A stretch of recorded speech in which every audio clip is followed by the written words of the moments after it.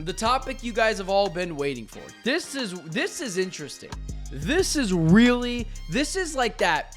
This Cardinals topic is a topic given from the football gods. I mean, this is the topic we should be having in August.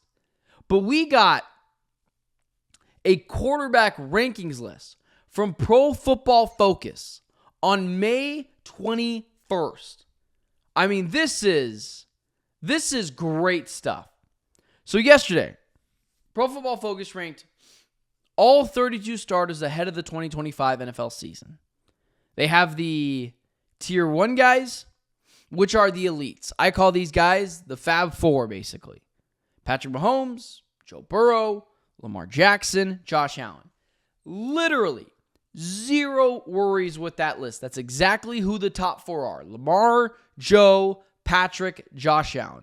That is perfect. And then you have the Tier 2. And you expect Kyler Murray not to be in the Tier 1. But in Tier 2, Jalen Hurts, Jaden Daniels, Matthew Stafford, Herbert. Just quick non-arrows in the Cardinals conversation. When the hell are we going to start holding Justin Herbert accountable for not winning anything? There is no reason why Justin Herbert should be in a different class than Kyler Murray. But those are the Tier 2 guys, the high-end starters. And then here's Tier 3. Solid starters who have flashed high-end play. Jared Goff, Geno Smith, Brock Purdy. So that was Tier 3A, solid starters who have flashed high-end play. So Jared Goff, Geno Smith, Brock Purdy. Geno Smith, Brock Purdy, nonsense, but whatever. Solid starters, but they need more help. Jordan Love, there's still no. We're at number 12 now. Still no Kyler Murray. Jordan Love, Baker Mayfield, CJ Stroud.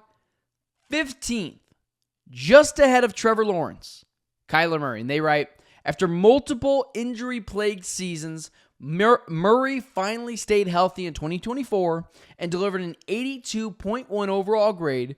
If you can avoid the injury bug again in 2025, Murray is well positioned to take another step forward in year 3 under Jonathan Gannon and offensive coordinator Drew Petzing.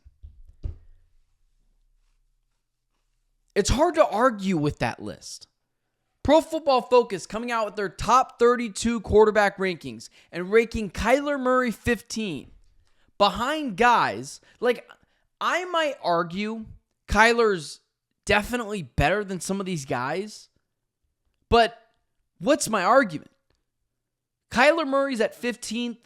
CJ Stroud's at 14th. He's got playoff wins. Baker Mayfield's won the division in both different conferences at least once.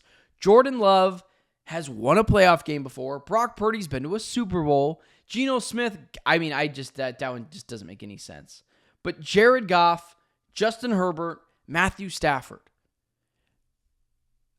This is not for the anti-Kyler Murray crowd, because the anti-Kyler Murray crowd would say, well, that's even too high for Kyler. I'd rather have Trevor Lawrence.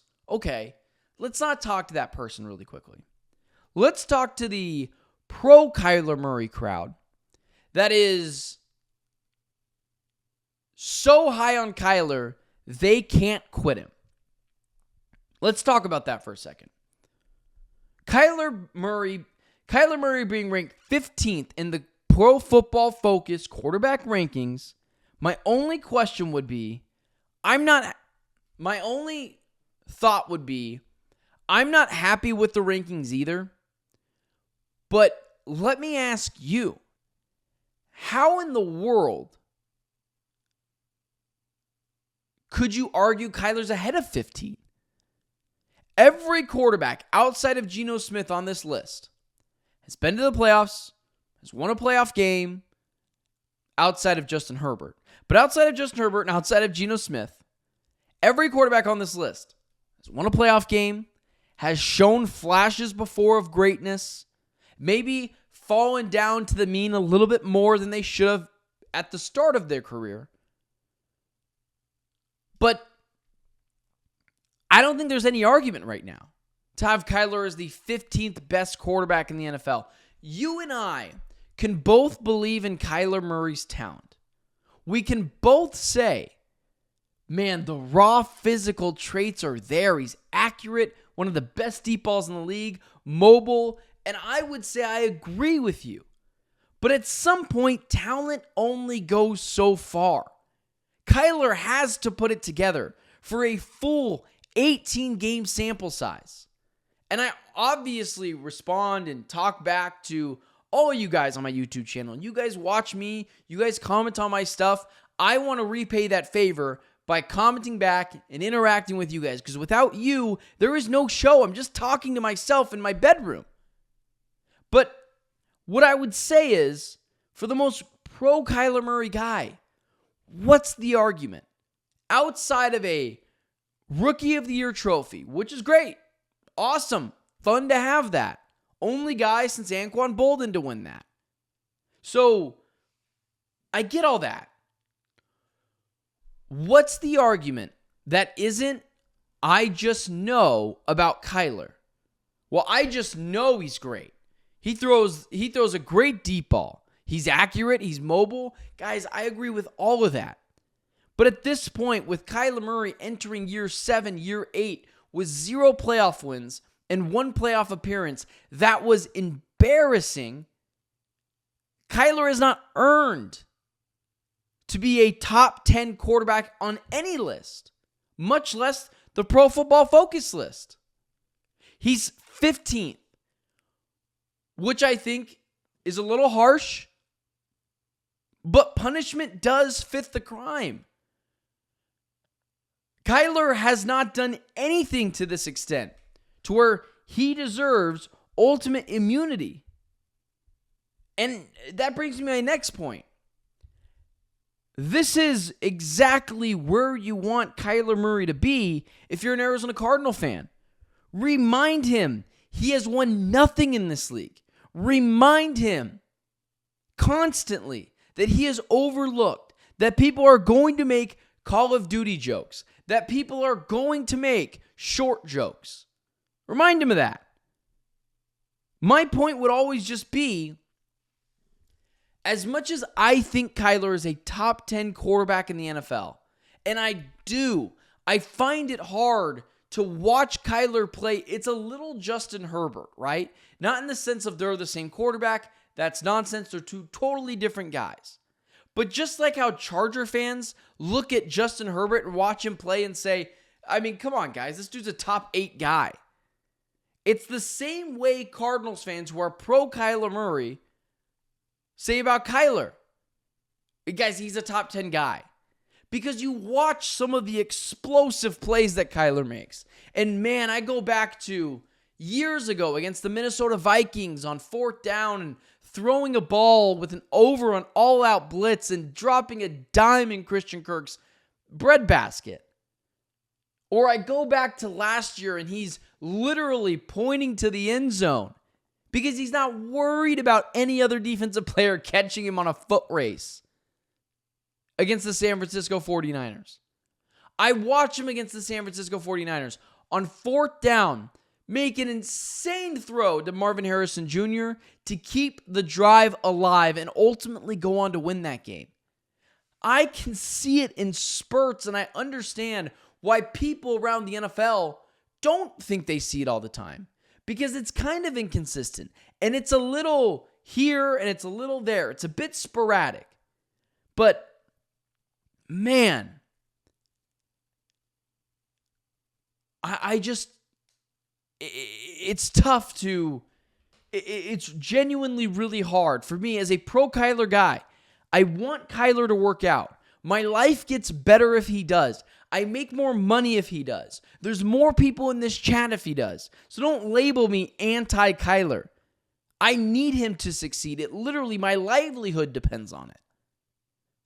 But there's just no consistent data to this point where you can say he's a bona fide top 10 guy. I mean, guys, let's look at this list again just really quickly. The top 4 guys, I'm not even going to name them. We know who they are. He's not better than those top 4 guys. Lamar, Burrow, Mahomes, Allen. Like, there's no argument. He's not better than any of those guys. Jalen Hurts, listen, he just won a Super Bowl. I can't argue it. Jaden Daniels was awesome last year. Matthew Stafford won a Super Bowl. Herbert, I get it. The intangibles are insane, but still a little high for me.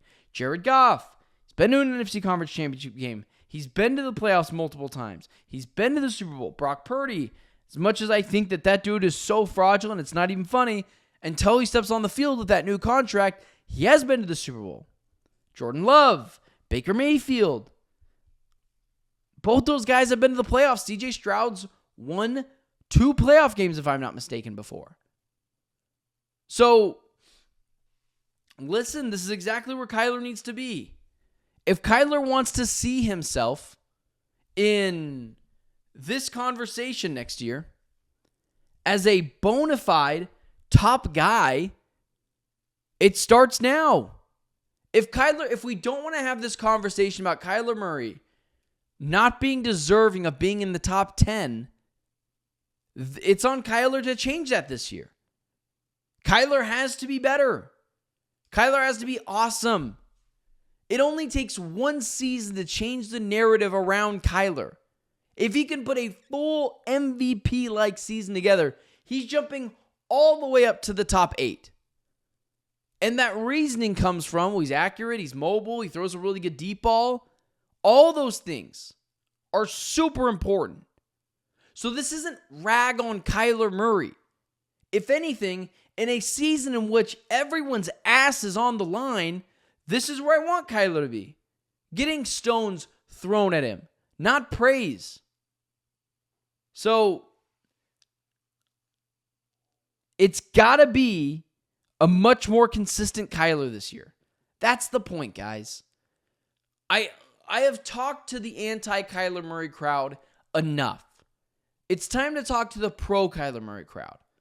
Make your stupid edits on social... I shouldn't call them stupid. That's kind of mean. But make your edits on social media of Kyler, whatever you want to do with them and gas him up, fine. But don't try to tell me he deserves to be ahead of any of those other guys right now. Kyler had a chance to seize the opportunity last year at 6-4 through 11 weeks. And he was terrible with a capital T. He was not good enough. It's time for Kyler to change the narrative around him, change the narrative around who he is. But I can't argue that he's being disrespected. I can't argue that he's being overlooked. I can't argue that he's underrated. Right now, 15 sounds about right where Kyler Murray should be. I know it sucks. I know it's a harsh reality, but that can change in an instant because I've seen the raw talent too. He just, for the 1,000th time, needs to put it together for a large, full season sample size, and then we can all believe in Kyler Murray and sing Kumbaya and hold hands together. But until that happens, it's going to be is what it is. Kyler has to go out there and prove it.